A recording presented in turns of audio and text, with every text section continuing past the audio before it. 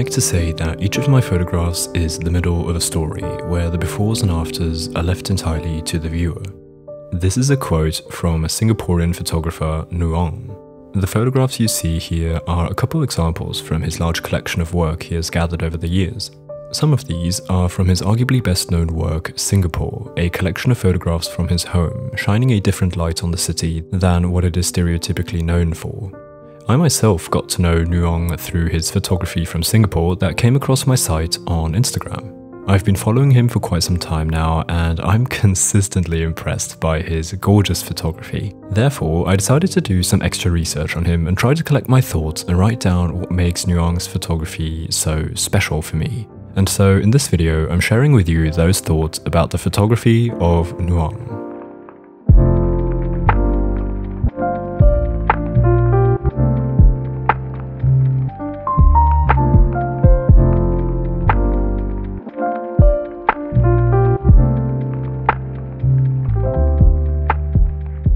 Nguan was born and raised in Singapore and then left his home to study film in the US. While photographing various projects around the world, it took 15 years for him to return to Singapore, where he created his documentative photography work about his home. Nguan's other projects are from Los Angeles, New York, Coney Island and Tokyo. They all resemble Nguan's style, however, for me personally, and it seems like in general too, his photography from Singapore is just somehow different in a special way. Therefore, I'll be now mostly concentrating on those photographs in the rest of the video. Nguan's photography could be described as documentary urban photography. His work has many elements of street photography. According to some interviews, most of his photos with people are candid moments he snaps. However, he doesn't hesitate to make himself noticeable when taking a portrait. He shoots with a pretty big film camera, so hiding and being sneaky is not really possible for him anyway. When I look through his gallery, I see a version of reality. It feels surreal, but it's true. It's not staged. It's just another scene or a person Nguan found and photographed. He himself said in an interview on Straits Times, "The work is an attempt to create a fantastical version of the country using mainly documentary methods. I wanted the portrayal to be honest, yet mythical and dreamlike, but true. I find it impressive how well he can describe his own work. What he said is so accurate of what I feel when looking at his photography.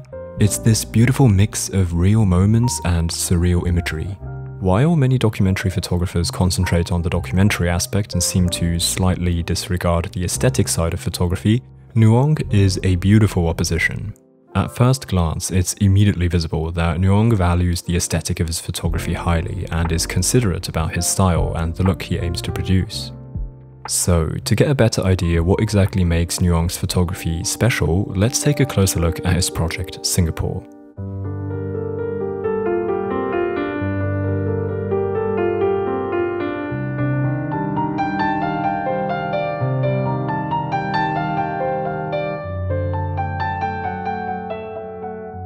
The concept of Singapore is to document and show the city from a different perspective than outsiders like me know it. When it comes to well-known cities, everyone has a unique relationship to them, but probably also many similarities, especially when one doesn't know the city well.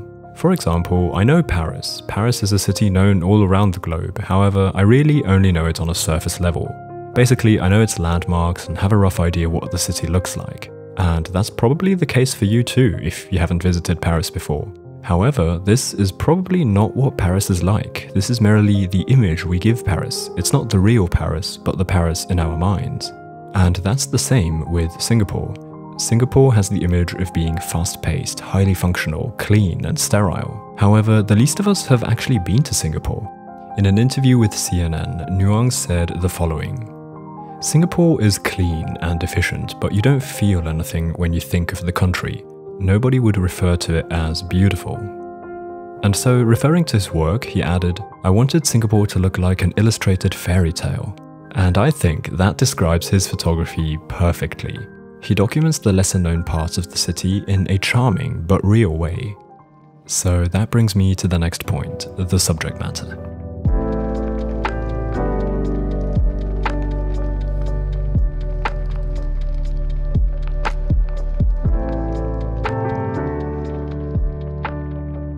Nguan's work from Singapore has a range of subjects that seem to mostly be one of the following three. The people of Singapore, the places of Singapore, or the details of Singapore? Let's take a closer look. The people of Singapore are of course a central part of his project, seeing as the city wouldn't be complete without its people. Nguan often shoots candid portraits of people simply doing their thing, either alone or in smaller groups. Unlike his work from New York or Tokyo, he doesn't seem to photograph many crowds, or at least I haven't found many photographs of crowds online. I personally love this mixture of portraits in which the subject is captured in a candid moment, or the person is looking straight at the camera but still doesn't seem to strike a particular pose in any way. Another aspect of the portraits I enjoy a lot is the distance he usually seems to keep, to capture the interaction of the person with its surroundings. He has captured some wonderful moments of the people in Singapore, such as this child climbing through the gap in the wall, or this man taking a rest on a slide. Apart from photographing people, Nguan also pictures many different places of Singapore for us viewers to get to know the environment the people are in. These subjects range from the blocks of apartments, a corner of a street, some closed shops, or simply a parking area in town. Seeing as this project is about Singapore, I think it's of great importance to picture the places so that we as a viewer can expand our understanding and imagination of the way Singapore looks.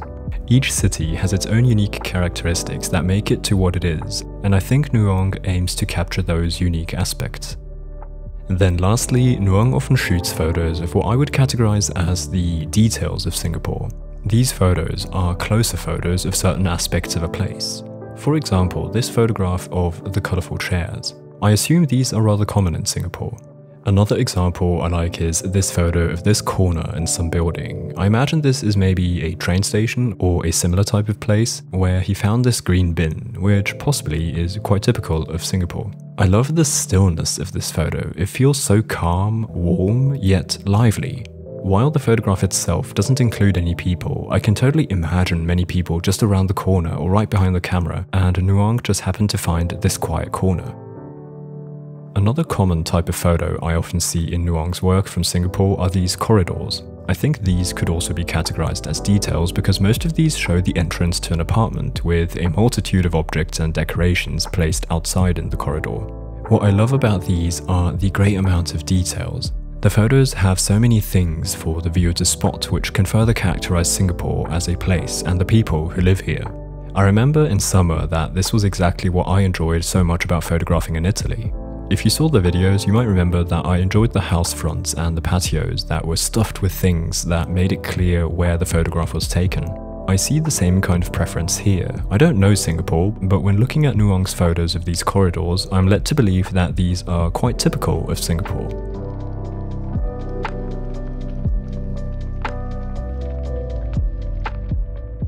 So that's enough for now about the subject matter in Nguan's work. Let me continue this close look with the aesthetics of his photography.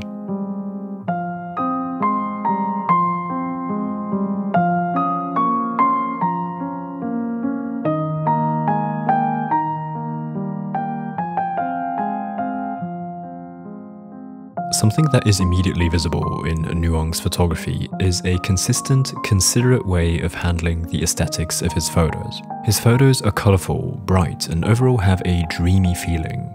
This is something I appreciate a lot. Many conceptual or documentary photographers often shoot amazing stories or ideas. However, something I often find myself missing in these works is a true admiration for the aesthetics of the photography. As you can probably guess, I as a photographer heavily engage in the craft of creating images that speak to the viewer on a visual level with the aim to create a feeling. Something I often encounter are photographs that tell incredible stories that convey great ideas, but the visuals are bland or just not exactly exciting. It's like using photography as a visual medium to tell what one wants to tell, but not using the medium to its full potential.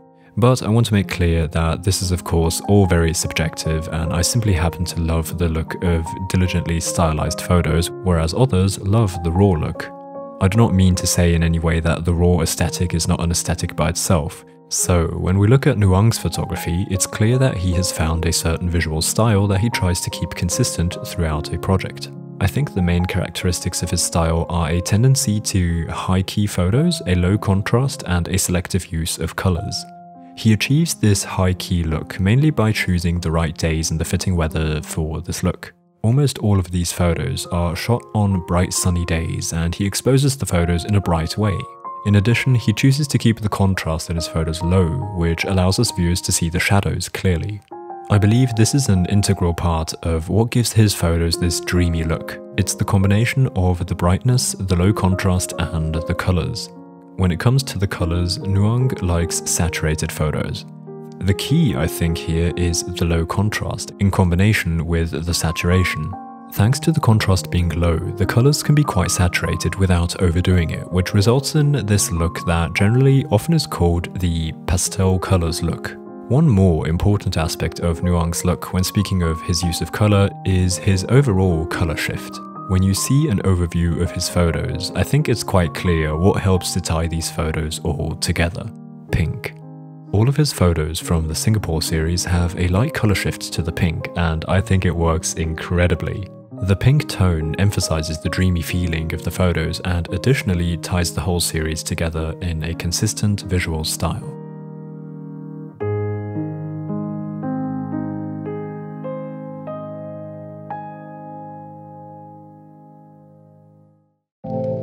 So, I think I've summarized rather precisely what characteristics Nguan's photography consists of, and now to come to an end of this video, I would like to tell you why I admire his work and what inspiration I could receive from him. I admire the depth in the simplicity of his photographs.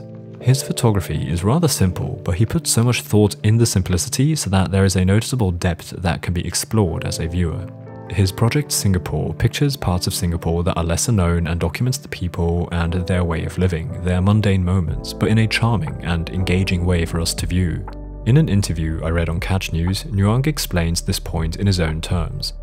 I'm interested in the unspectacular details of city life, the barely perceptible interactions that nevertheless reveal so much about how we live and who we are. And in addition to that, he carefully crafts a pleasing visual style to communicate his point. I tend to call myself the aesthetics kind of person, and I think I often lack in the conceptual area of my photography. This is why I find Nguan's photography so inspiring. It shows me that aesthetics and concepts can function hand in hand and even be pretty simple. That's the main inspiration I take from his photography. What about you? Did you know Nguan prior to this video? Do you enjoy the photography? And did it inspire you in any way? I do hope so.